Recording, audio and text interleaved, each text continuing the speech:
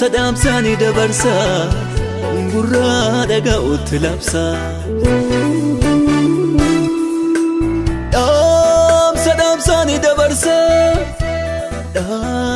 Sadamsani dabarsa gurra dhaga'utti labsa Waamicha hafuuraa Kun Waamicha hafuura dhaloota hundumaaf taasifameedha. Waamicha hafuura kana keessatti barnoota garaagaraa kan isiniif dhiyaatu yoo ta'u, ammaaf barumsa dureen isaa bara dhumaa jedhu karaa paastar Dr. Mazgabuu Abdiisaatin kan isiniif dhiyaatudha. Barumsi kun walitti fufiinsan guyyaa roobii kan isiniif dhiyaatu yoo ta'u, isinis obsaan hanga dhumaatti barumsa kana faana bu'uudhaan nu hordofaan affeerraa keenya. Dhaloota hundumaaf godhaan ga'ee keenyaa baana. Kutaan barumsaa har'aaf isiniif dhiyaate kunooti itti dhiyaadhaa. Nagaan Waaqayyoo isiniif haa ta'u, akkam jirtu nagaa keessanii naguma. Ani Waaqayyoof galatu baay'ee nagaa kooti. Torban darbee barumsa bara dhumaa barsiisuu hin dandeenye qilleensi keenya takkaan bulluqaa takka immoo qabbanaa eenyuma geeddarama akka jireenya bara si'anaa akka jireenya bara dhumaa kana. Kanaaf barsiisuu hin dandeenye har'a irratti qilleensi keenya baay'ee ol kaadha baay'ee bulluqaa garuu mee gabaabaadhuma yeroo gabaabaan isin barsiisuu barbaadeenini Waaqayyo sagalee isaa nuuf eebbisu gooftaan ayyaana isaa nuuf baay'isuu hubannaa isiniif laatu hunduma keenyaaf laatu. Xinnoo tarreessuun barbaade gara iddoo 10 taniree gara iddoo 10 kana yoo danda'ame lama yoo ilaalle lama ilaalaa deemuu dandeenya yoo isa akkuma danda'ametti ilaalaa deemna. Barsiiseera kanaan dura isin barsiiseera garuu toora isaa yoon isin qabsiisirra gaariidha isa jedhu yaade inni tokko waa'ee ol butamuuti raapchaar isa jedhamu waa'ee ol butamuu waldaa kiristaanaa yookiin amantoota gooftaa Yesuus Kiristoos fudhachuuti. Afaan Giriikiitti kuni harpaazoo jedhama. Harpaazoo jechuun iddoo tokko fuudhanii to take it away fuudhanii iddoo tokkotti geessu waa tokko fuudhanii iddoo tokko iddoo biraatti geeddaruu jechuudha. Naa kanaafi wanti kun immoo sagalee Waaqayyoo keessatti keessatti saloon keessa duraa boqonnaa 4 gara lakkoofsa 13 kaane yoo ilaalle amma lakkoofsa 18tti waa'ee kanaasaa Kiristoos akka dhufu yeroo malakatee afuufamu warra du'an hambalibsuu jaata Kiristoositti amanii warra du'an jechuudha hambalibsuu jaata ka'anii isa booddee immoo warra foonii jirru bakka geeddaramnu Tasaloonkee dubbistan kana dura isin barsiiseera iddoo sana dubbistan waa akkanni amantoota fudhatu kasan ol butaman iddoo sanatti as akka geeta gaarii naxxaqaalleen kanaaf ol butaman waan ta'eef isa dubbii kanaan wal jajjabeessaa jedhee Tasaloonkee duraa boqonnaaf dubbisa yeroo namooti du'utu biyyi Giriikidha foonni kun wanti jaan mul'atu gareedha waan ta'eef jechuun bada lamatti wal arguun hin jiru jedhu isa kana Phaawulos lakkii abbaa koo gooftaatti amananii kan du'an walagarra gooftaa biratti isaan nu dursanii ka'uu humna ibsu jaatti nu moottaannaa gooftaa wajjin bara baraan jiraannaa hin kaanaa waldaa kiristaanaa butachuu gooftaan dhufee fudhata yeroo sana akkaattuutti dhufa bifa lamaan dhufa gooftaan tokko akkaattuutti dhufa tokko qoma mul'atee dhufa inni akkaattuutti dhufu rakkina waggaa 7 fuuldura waldaa isaa fudhachuudhaaf namni argu jechuudha warroota amananii jira du'a butamee sokka maleessaa inni mul'atee mul'inaan dhufu immoo rakkina waggaa 7 booddeedha isa booddee firdii faradee warra gooftaatti namanni rakkina waggaa 7 keessatti namanni darbanitti faradee isa booddee waggaa 1,000 lafarratti moo'uudhaaf dhufa. Innaa kanaafi butamuun kanaaf immoo fakkeenya kan nu ta'u fakkeenyaaf Henook butameera. Hin argamne deebi'ee gooftaa tolfate waan ta'eedhaaf wanta na deebi'ee dhufee du'uuf hin jiru. Eliyaas butameera utuu du'aan argini jaroonni kun butamuudhaa fi gooftaan nama jaallate fudhachuudhaaf waldaa kiristaanaa qaama isaa taate gooftaan dhufee fudhachuudhaaf fakkeenya nuu ta'u dhufanii waan du'aniif hin qaban. Jaroonni kun ulfina qabeessa keessa galanii foonni isaanii maaliifi Maatiyus boqonnaa 17 irratti Museen illee jechuudha. Museen illee du'aa ka'ee Eliyaasii wajjiniin gooftaa Yesuus Kiristoos bira dhufanii yeroo isaan haasa'an ilaalla. Namooti kun gooftaa biratti argamaniiru jechuudha. Maal jedhee ba'anii dhufanii du'uura jechuudha. Tokko tokko isa mul'ata boqonnaa tokko dubbisanii Eliyaasii fi Henooktu dhufee du'an jedhanii barumsa dogoggoraati soba inni.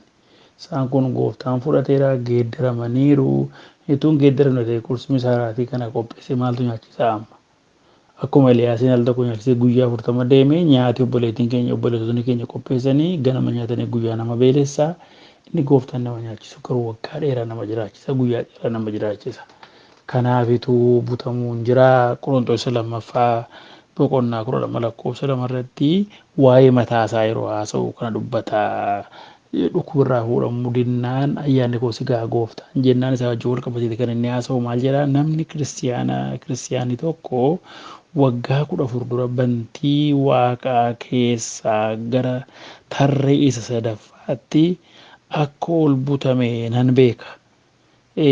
Namummaa isaa fooniitiin ol butame yookiis namummaa isaa hafuuraatiin ol butame isa waaqayyotu beeka malee ani hin beeku. Amma samii sadaffaatti ol butameetu iji namaa kan hin agarre haasaa immoo namni haasa'uu hin dandeenye arge. Phaawulos waa'ee isaa keenya akka itti haasa'u. Namaan ayyama bakka achete kan haasa'amu haasaan suni hin beeku inni deebi'ees immoo wantoota ta'aa jiru bakka isa kan argee kana hin of tuula turee jedhetu waaqayyo qoramsa kennuufi baate of tuulummaarraa kan oolche garuu bakka ayyaanni koo si ga'a jedhe dhukkubarraa fuuchuu diduu isaati. Isa jedhu dhukkubichi immoo seexanatu qora. Kanaaf samii sadaffaatti hafuuraan isa tokkoon isa waan san beeku garuu samii sadaffaa samii isa jedhamu mul'atu kana sun ta'e samii sadaffaa iddoo waaqayyo jiraatu achitti ol butame namni tokko jedha. Deebi'ees immoo mul'ata boqonnaa 12 lakkoofsa 5 yoo ilaalle fakkeenya dubartii ishee ilma deessee kun immoo saba Israa'el Yesuus Kiristoos wajjin koo wal fakkaatu mee iddoo sanatti danda'e ilaalla. Mul'ata boqonnaa 12 lakkoofsa 5 isheen ilma saba hundumaa siiqee sibiilaatiin tiksuuf jedhu hin deesse. Ilaa hubadha isheen amma literally isaa akkuma akkatti gaafa laallu Maariyaamiin fakkaata. Siiqee sibiila xinnoo xiqqaan bulchu saba isaa. Ilmi ishee garuu gara waaqayyootti gara teessoo isaattis ol hin butame jedha. Ilmi ishee. Amma kun egaa gaafa fudhattanii ilaaltanii saba Israa'el ari'atame guddaan immoo irratti ta'e saba kanarratti. Maaliif gaafa laallu qaalba qaalii yoo ilaalle Maariyaam kan Yesuusiin da'ee garuu gaafa laallu Yesuus Kiristoos kan keessaa dhalatee qomoo Yihuudaa sanyii Daawit keessa ijoollee Israa'el keessaati. Kanaaf egaa dubartii ishee jedhe kan inni mul'isu kanaadha waldaan kiristaanaa rakkina waggaa 7 keessa jirtu Israa'el irratti rakkina waggaa 7 inni cimaan immoo waan dhufu. Inni garuu rakkina waggaa 7 booddee ulee sibiila xinnoodhaan siiqee waggaa 1 bushaa erga inni darbees immoo waaqa kanaaf moofaa kanaaf lafa moofaa kan dabarsee goota jedhu dabarsee bara baraan waaqaadhaaf lafa araarratti bara baraan bushaa inni garuu ol fudhatamee jedha ol butamee jedha waa'een ol butamanii gara waaqayyo abbaa deemu waa'een ol butamuu iddoo Qorontoos lammaffaa irratti dubbifne irrattis mul'ata irrattis waa'een kana jira jechuudha. Akkuma kana immoo Tasaloniqee duraa 5:1-2 yoo ilaalle waa'ee yeroo Phaawulos isaaniif barreessu waa'ee rakkina sana gaafa barreessu mee isa mudhanne ilaalla. Tasaloniqee isa duraa boqonnaa 5:1-2 irratti maal jedha yaa obboloota koo waa'ee barichaaf waa'ee yerichaa garuu isiniif caafuun barbaachisaa miti. guyyaan gooftaa akkaattuun halkan dhufutti akka dhufu isin iyyuu ba'eessa gootanii hin beektu. Kanaafi akkaattuutti dhufa yeroo jedhu dingata namni itti yaadee miti. Dingatatti yaadee miti. Inni kun isa kamiidha jechuudha. Dingata dhufee ijoollee isaa yeroo inni fudhatu. Inni aerooppilaanii gadhiisaa gooftaatiin baga nagaan of jedhee sokkaa gooftaan lafan tokko yeroo sana qilleensa keessa simachuudhaaf. Inni konkolaataa ofuu gadhiisee sokkaa, inni faabrikaa keessa hojjetu gadhiisee sokkaa, inni maal keessa hojjetu gadhiisee sokkaa. Yeroo sana aerooppilaaniin inni oofu kiristiyaana sanaan gaafa sokkaa aerooppilaaniin daaraa ta'aa jiru ijoollee waaqayyoo keessa sokku daaraa ta'aa jiru makiinaan daaraa ta'aa jechuudha. Warri kaampaanii garaagaraa irraa hojjetan gaafa sokkoon daaraa ta'aa jechuudha. Abidda keewwoosi bakka lafarratti dukkanatu uwwisa jechuudha. Wanti meeqa wal muxuuxuu yeroo godhu ijoolleen waaqayyoo gara gooftaa isaaniitti ol butamanii sokkaniiru. Sinigalee isa booddee waggaa 3 walakkaadhaaf Kiristoos sobaan suni annagaan buusa jedha. Waggaa 3 walakkaa booddee immoo naaf sagadaa jedhee rakkoo guddaa roon itti fidu agarra. Kanaafitu mallattoon gooftaa dhufuu hundumtuu raawwateera.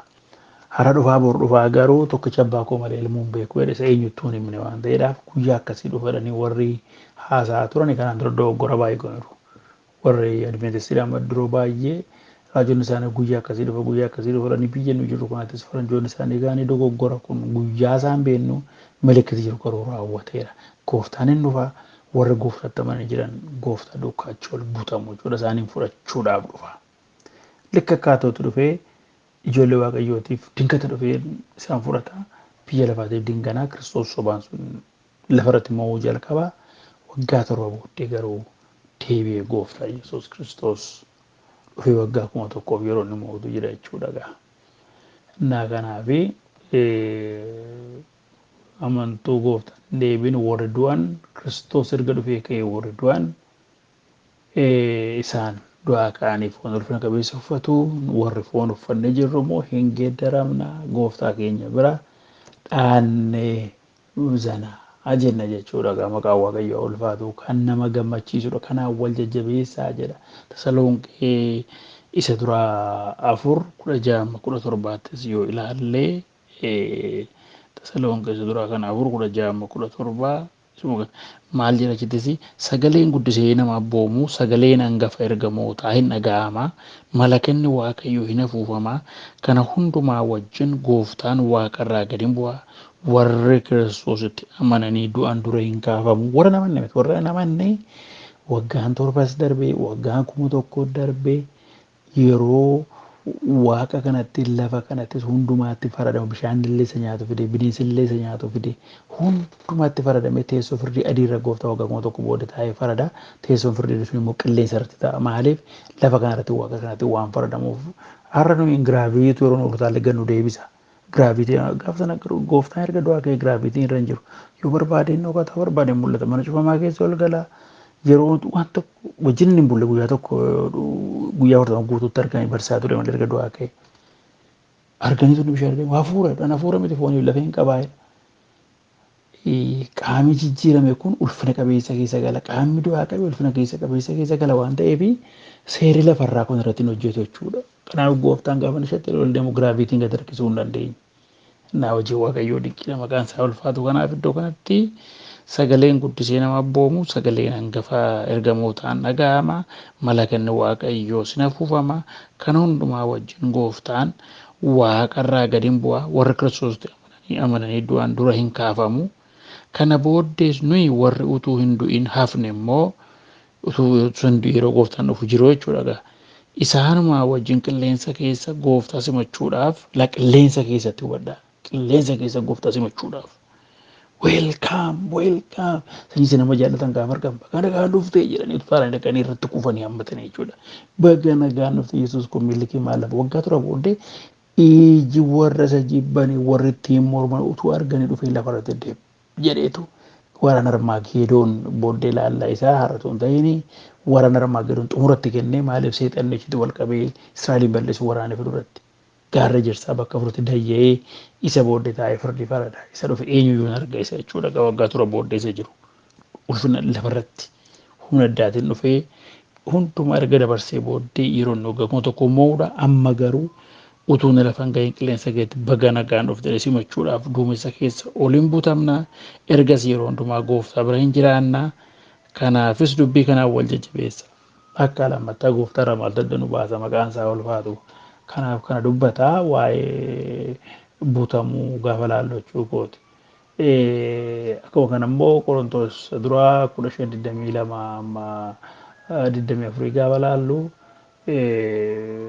Addaam keessatti namoonni cubbuu hojjete, Addaam keessatti namoonni hundumaatu du'e, karaa Kiristoos immoo namni jireenya haaraadhaaf ka'e. Kanaaf Qorontos duraa boqonnaa 15:22 amma 24 dubbachuun gaariidha. Hundumtuu taraa isaa qabaa jedha. Kiristoos isa jalqabaatii ija ta'ee first fruit ta'ee ka'ee Qorontos isa 15 kana Qorontos duraa boqonnaa 15 lakkoofsa 22-24 harkisa Addaamiin namoonni hundinuu akka du'an akkasuma immoo harkisa Kiristoosiin namoonni hundinuu hin jiraachifamu. Kun hundinuu akka tarree isaaf qoodameetiin ta'a. Kiristoos jalqabatti ka'ee jiraataa akkuma ta'e. Warri kan Kiristoos ta'anis yeroo inni deebi'ee dhufu hin jiraachifamu. Isaan immoo yeroos kaane amma kan du'aa ka'e tokkitti Kiristoos. Aliyaazaar deebi'ee du'e du'aa kaafame waan jennu kun turumayyuu namni erga deebi'ee du'e jireenya walitti deebi'ee akka rivaayibii ta'eedha malee Kiristoos erga du'aa kaafame hin duune hin du'us bara baraan. Foonuma isaa dadhaba sana turfina qabeetii jijjiirameera waan ta'eedhaaf. Kanaaf hundumti isaa taraadhaan ta'a. Kiristoos immoo gooftummaa hundumaa aboo hundumaa humna hundumaas golgoleessee mootummicha deebisee Waaqayyo Abbaatti erga kennee booddee dhumni hin ta'a. Erga waan hundumaa raawwatee xumureera gooftaa koo jedhee kun warri beektu macaasaa warri beektu macaafaa paankeeshinaal sabordination. Waaqayyo Abbaan isatti dabarsee firdii hundumaa kenne. Ati cubbuu akkasii maa uffattee gootee maa akkas uffattee maa akkas nyaattee maa akkas teessee maa akkas kaatee miti firdiin dhumaa ilma koo maal gooteedha. Gooftaatti kan jiran firdii keessa hin jiran. Gooftaatti kan hin jiran har'a iyyuu fardamee jira. Har'a tunduun firdii jala kan inni boo'u gooftaatti amanee namni. Kanaaf fayyinaafis pooyintiin Yesuus firdiifis pooyintiin Yesuus jechuudha. Fayyinaaf firdii jala ba'uuf gaafatti amanan ijoollee Waaqayyoo ta'an yeroo kan itti namanne firdii jala galeera jechuudha. Kanaaf maal gooteedha waan ta'eedha. Isa kanaadha waa'ee butamuu irratti gaafa fudhannee ilaallu gaatiksii baay'ee jira. Kanaaf isa kana hubachuun gaariidha. Fakkeenyaaf mul'ata 3:10 waldaan kiristiyaanaa akka isheen qoromsa keessa hin dabarre iddoo gaashaanii nutti himudha. Iddoon suni mul'ata boqonnaa 3 lakkoofsa 10 irratti waldaa Filadelfiyaatti dubbata kana.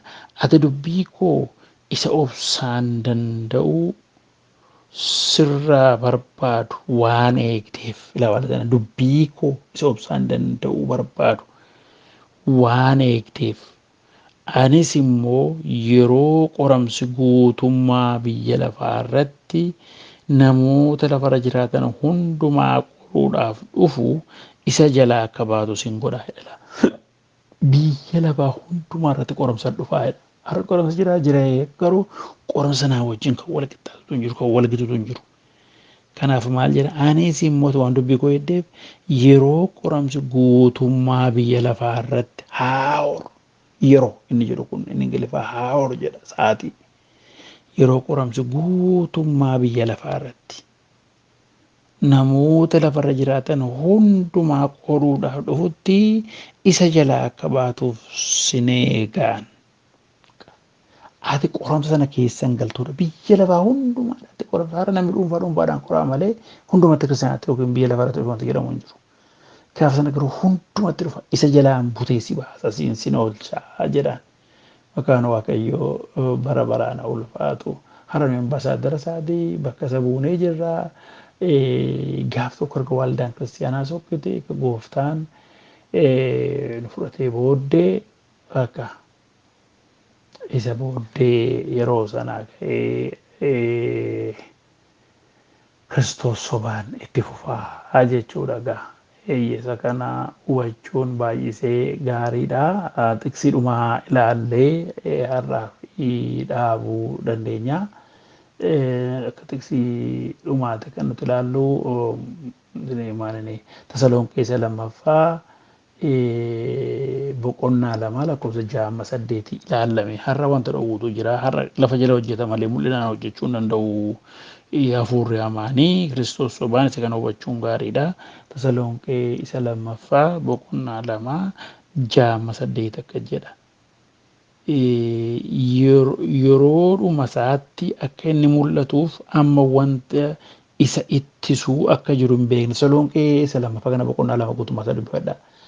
Waa'ee hafuura hamaa Kiristoos hamaa dubbateetu yeroodhuma isaatti akka inni mul'atuuf agartee yeroo qoramsi dhufu sin oolcha jedhamti waldaa kiristaanaa Filadelfiyaatiin nuun jechuudha warra amananiin. Amma immoo yeroodhuma isaatti akka mul'atuuf amma wanta isa ittisuu akka jiru hin beektu. Waan dhowwutu jira akka har'a mul'anneef hafuurri hamaan guutuutti. Kiristoos waan guutuu akka hin mul'anne.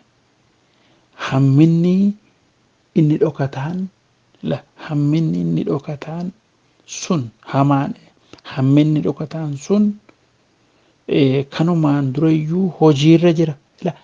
Hamaan sun seexanni sun kanumaan durayyuu hojiirra jira. Garuu akka inni mul'anneef akka inni ifatti mul'atu isaan hojjenneef kan isa dhowwutu jira kan gadi isa qabutu jira. Mirga qabu mul'achuudhaaf jechuudha. Durumayyuu hojiirra jira. Garuu inni amma isa ittisuu hamma karaa isaa duraa fuudhamutti hin mul'atu. Har'a waan isa ittisuu jira waan ta'eef mul'achuu danda'u. Fakkeenya yeroo Waaqayyo waaqa lafa ifna ta'udha ifa godhe waaqa lafa uume bishaan callabboon dukkanatu lafarra ture. Dukkana karramuu fuura Waaqayyoo balali'aa ture. Akka hafuurramaan fuula hundumaan balleessineef gaafa Waaqayyo ifa ta'u jedhu hojiitti geeddaramee ifi ta'e. Ifi aduu koo boqonnaa 14 ta'e bahe aduu ji'a garuu jalqaba ifattee dukkana seexanni lafarratti gonfatu irraa ka'e ifa ta'u jedhee gooftaan. Akka kanatu wanta dhowwutu jira amma akka inni mul'anneef gaafa inni fuula hafuura qulqulluu waldaa kiristaanaa wajjin hojjetaa jira. Waldaan kiristaanaa aboo qabdi. Maaliif Kiristoos mataa isheetu hundeesseeti. Har'a akka hafuurri hamaan sun mul'atee ifatti hojjenne hajabaatu sana dhabdus waldaa kiristaanaa wajjin hafuurri Waaqayyoo hojjeta. Bakkeetti nama barbaade wajjin miti. Kanaaf hafuurri Waaqayyoo waldaa kiristaanaa wajjin waan jiruuf akka hojiin hammeenyaa kun ifatti mul'anne godhee jira. Kana booddees inni seera malee jiraatu sun hin mul'ata. Yesuus gooftaan immoo hafuura afaansaa keessaa ba'uun isa ajjeesa. Mul'inatti deebi'ee dhufuu isaatiinis isa hin barbadeessaadha. Maaliif erga waldaan kiristaanaa fudhatamtee erga inni dhowwuu fudhatamee waggaa turuuf akka barbaade godha. Lakkoofsa 8 kun gooftaan gaafa deebi'ee dhufu isa qabee waggaa 1,000 seexana hidhee mul'ata boqonnaa 20 akka laallu waggaa 1,000 seexana erga hidhee booddee saxxi godhe lafarratti bita gama qabu Waaqayyoo haa ulfaatu. Kanaanitu waa'ee ol butamuudhaa xumurraa torbee immoo waa'ee judgment seat or beemaa jedhu Kiristoos erga ol butamnee booddee barcuma firdii irra taa'ee yeroo inni faradu. Firdii Yesuus yeroo waggaa torba booddee lafa kanarratti reettii foolaa adda baasee farada yaa'izaaf firdiidha manni firdii warra namanne yaa'izaaf firdiidha. Waggaa 1,000 booddee immoo teessoo adiirra taa'ee farada bishaan kan nyaate bineensi kan nyaate hundumaa fidanii jechuudha cubbamaa qulqulloonni ka'anii. Amma immoo barcuma firdiirra taa'ee beemaa seet kan jedhamu jira kanaan dura Qeesaar Fanfaroorra taa'aa kan turan sanyii isaa achirra taa'ee gooftaa Yesuus erga fudhatamee booddee firdii amantootaatti kenna. Inni kun rakkina waggaa 7 keessatti firdii amantootaati eessatti qilleensa irratti. Rakkina waggaa 7 booddee immoo Maatewos 25 irraa ilaalla firdii ormootaa yaa'izaaf firdii isa jedhamudha. Gentiles judgment. Inni waggaa 1,000 booddee immoo teessoo adiirra taa'ee hundumatti akka mul'ata boqonnaa 21 irraa ilaallutti macaafni jireenyaa jira, macaafni hoolichaa jira. Macaafni hoolichaa warra amantoota galmaa'ee jira. Macaafni hojii immoo warra macaafa hoolaarratti galmaa'an kanaaf hojiin gaariin galmaa'ee jira. Kanaan badhaasa argatu. Macaafa hoolichaarra kan hin jirre macaafa hoolichaarras hin jiru. Kanaaf nama gooftaatti namanni tokko guyyaa firdii macaafni kun gaafa banamu macaafa hoolichaa irras maqaan isaan jiru utuma kan hojiirra jiraate iyyuu waan qabu. Maaliif qulqullummaan keenya moofaa barsate waan ta'eef waan dura kaa'amuu qabe waan hin qabu waan ta'eef hojiidhaan namni dhaalu waan ta'eedhaaf. Inni duraa galmee irratti gooftaatti amananii galmaa'uudha. Har'a utuu foon addan bahin utuu hin du'in Waaqayyo dubbii isaa nuuf eebbisu.